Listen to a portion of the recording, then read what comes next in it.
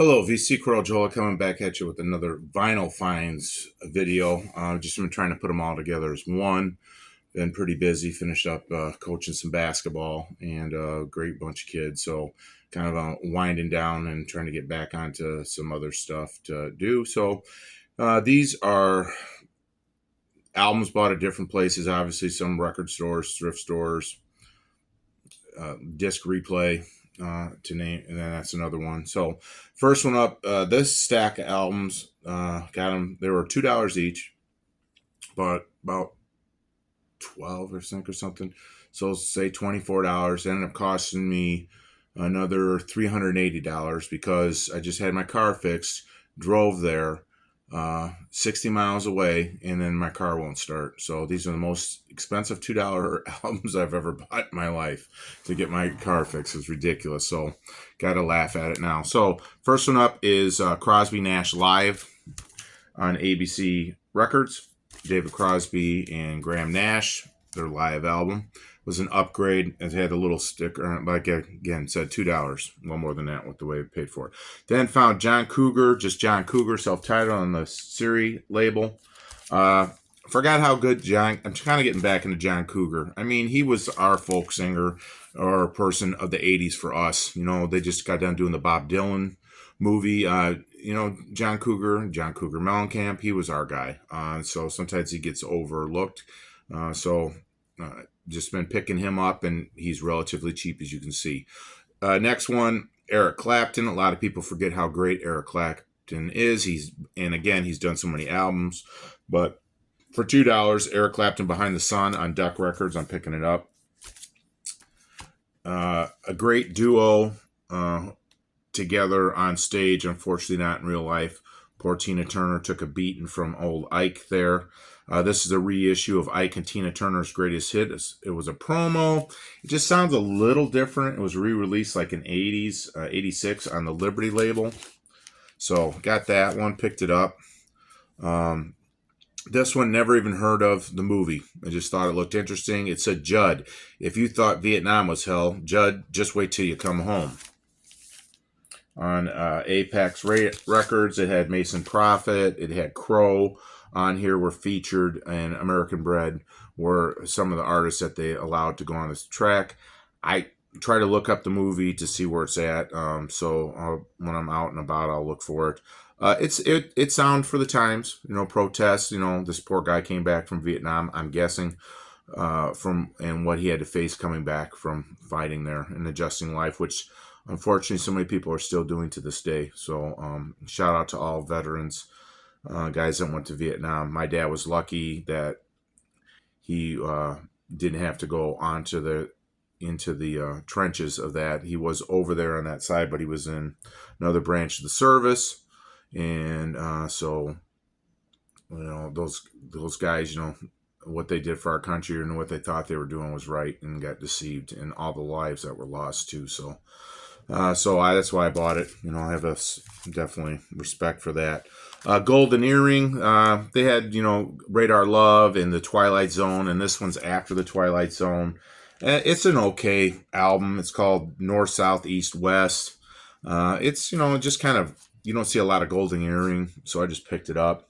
Nas, this is their first album, and had Todd Rundgren in it, and I had it somewhere else. So it's got Larson Van Orsten, Tom Mooney, Todd Rundgren, and Stu Key on vocals and piano, and it got cut off on the side. It's on the Atlantic label, and I kind of got it for the cover because I have one, and just to replace, and this cover isn't good either anyways, but and then it had a big scratch right on the one side. I was kind of in a hurry, and I looked at the one, and I thought I could get through it. It's a little too ticky for me, but what the hey. And then the next one, I was just lucky to find Hot Tuna, the two members from, I think it's Cassie, and I can't even say the other guy's name, and I'm going to try to do it. They're off from Jefferson Airplane. They formed their own group. So I've been waiting for this album, Hopakata V, and I may have said it already on there, but on another video, but I threw it back in because it was just a Hot Tuna trio. Then I found Yellow Fever for $2 on the Grunt label. And then just found Hot Tuna, That was pretty cool. The ones I had were pretty well beat up. Then this is an OG issue, Dinah Washington's Music for First Love on Mercury. It's a little rough, but what the heck. I mean, it was an upgrade from what I had. The Mary Jane Girls still sealed, not sealed, still the shrink on the outside of it. It was a group by Rick James. In my house was a big hit. Got that for $2. Picked that one up.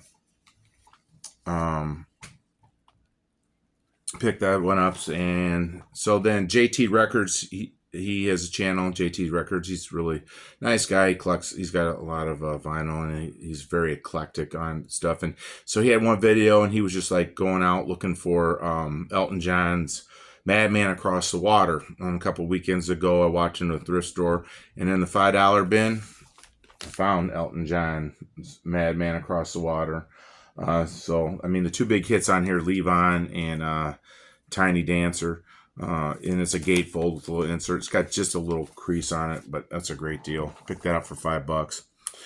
Then another thrift shop, they put their albums down to $1. This is the Untoppables. It's just a compilation of jazz artists from Veer Records. If you guys are looking, are definitely jazz artists, and it sounded pretty good. I enjoyed it. Soundtracks. I love soundtracks. I remember watching this movie a long time ago. I got this one for $1, and it's by composed and conducted by Jerry Goldsmith, who did Planet of the Apes, did Rudy, did Hoosiers. He's done a ton of other movies. The original Planet of the Apes, I mean. And so it was Lilies of the Field with Sidney Poitier. I remember watching that movie. My dad and I used to watch this movie, The Guns of Navarone. Picked this one up. 6i, Columbia label. David Niven, who is known for he was in the Pink Panther series, and he's just a great English actor. He was on a few of those. Gregory Peck from To Kill a Mockingbird, and Anthony Quinn, Zorba the Greek. Okay. And then local thrift shop where a lot of the proceeds go to help the whole county. Found some soundtracks. Found The Accidental Tourist, John Williams, with William Hurt, rest in peace. Let's see who else. Kathleen Turner and Gina Davis. Then I remember watching this all the time on HBO. Brighton Beach Memories was a Neil Simon play.